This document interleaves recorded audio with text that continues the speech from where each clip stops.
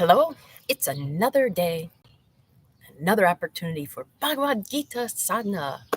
Welcome, all of you. Hey, welcome to I went swimming in Lake Erie this morning. Here, there are my towels from swimming in Lake Erie as well. I'm dedicating today's practice to Lake Erie. If you haven't lived near the Great Lakes, sometimes I try to explain some of my family lived in Albuquerque for a while when I went to visit. You know, they took me to a lake.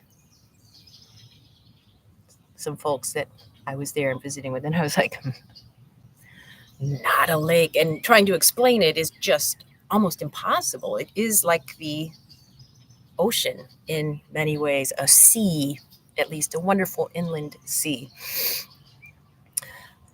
And as many of you know, I'm going to Arizona. I leave tomorrow. I am going to miss Lake Erie tremendously. I've noticed when I've traveled to other places like Australia, things you don't think of, going out in the nights and you look at the sky and the stars are different. And you're like, oh, that's just weird. Or the birds are different. Or, wherever you go, something's different. And the challenge is how do I still be myself? How do I have a connection to who I know I am, despite not having the usual things around me? And this is part of a concept of Samatvam in the Bhagavad Gita I'd like to leave you with as I go traveling, because I'd mentioned, I don't know what the cell phone reception is going to be like. I'll be practicing outside at this conference resort, and so I might not see you for a few days. And even if I can see you, because I'll have to be doing this on my phone, not my computer, the videos might end up in a different place in the playlist than usual, and you might not find them. I will be doing my practice, although it's going to be interesting to do it without you if I can't connect. And I wonder if you'll do your practice if I'm not there to connect with. This is something that runs through the Gita with Samatvam. Arjuna is asking Krishna for help in the Gita, and Gita being part of the Mahabharata. It is so interesting to note how Arjuna behaves when he's got Krishna around versus when he does not have Krishna around. Krishna is like one of his guiding stars in his life. He's like the Lake Erie of his life. He's there, he's supporting, providing nourishment, providing comfort, providing peace. And when Krishna's not around, what does Arjuna do differently? Well, it made me contemplate, especially with this trip, with all this going on in the Gita, how much do we rely on external support to be who we think we are instead of who we want to be? So, for example, I drove to Lake Erie this morning because it's too far away to bike and get back and be here for this. But I like to think of myself as a law-abiding citizen, and I must admit that sometimes if there are no police around, I do go slightly over the speed limit. But I notice here I'm driving the speed limit. Many of you may have had this experience. Driving through a metro park at the speed limit, and there are people behind me getting impatient and angry and mad. And I'm sure if I asked them, they would say they're good I mean, not in the moment, but they're good drivers, and they too are law-abiding citizens. But without somebody around to watch and regulate, are they, or do we speed? Do we take reckless risks? That's just in traffic, but in our lives, if we don't have certain people in our lives, certain things, if we're in a different place, if we're confronted with new challenges, can we still be constant to ourselves? I invite you to really consider this while I'm in Arizona.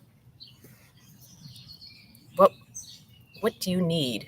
And today especially, can you be who you want to be regardless of what your external support system is? If they're there, if they're not there, can you stick with what you want for your life? Knowing that what you choose for your life radiates out to others around you, especially if you're someone people look to for guidance, like a parent. We all know parents. I'm a cat parent. Not quite the same thing, but they well, actually, for cats, this is very true. They don't pay attention to what you say, they pay attention to what you do. So you are a living example for your children, however you identify with them, but also the next generation. If you don't like what the next generation is doing, how can you become a better role model for them or for those around you and your contemporaries? Just a few things to contemplate as we do our practice. I want to make sure I didn't forget anything. Yep, I think we're good. Let's do it.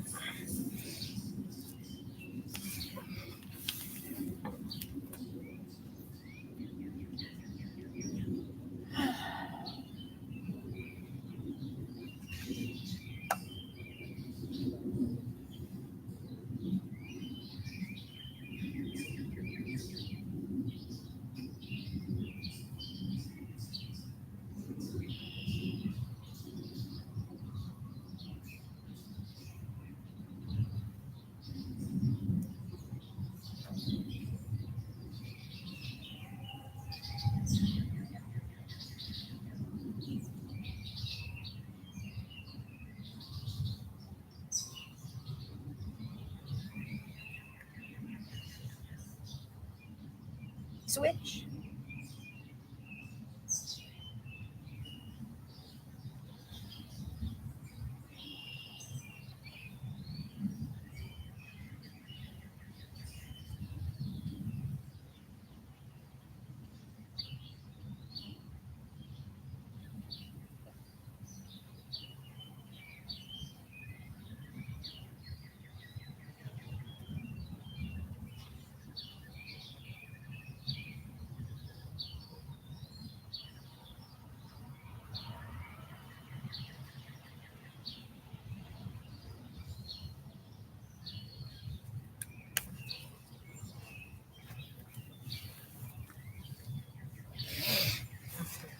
If you're wondering what I was doing facing that direction, I was admiring the wonderful blue spruce trees that I won't have with me in Arizona, and I'll miss them very much.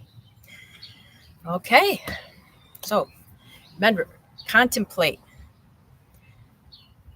How much do you rely on external support to be the person you want to be?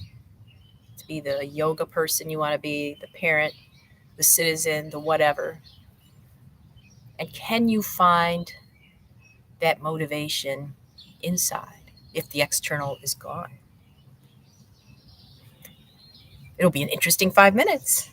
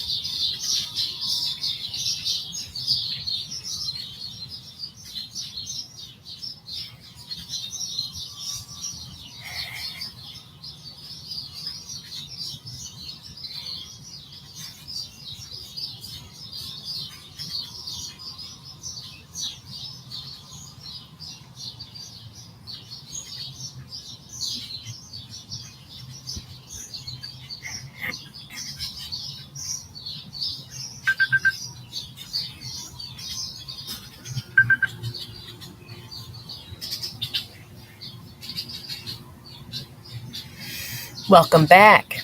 It's Bird Mayhem here. I'll miss Bird Mayhem, I'm sure. But I look forward to the challenge of still being able to be who I truly want to be, who I know myself to be in my heart, despite different circumstances. So, if the fates allow, I will see you tomorrow for a final practice here before Arizona. Oh, until then.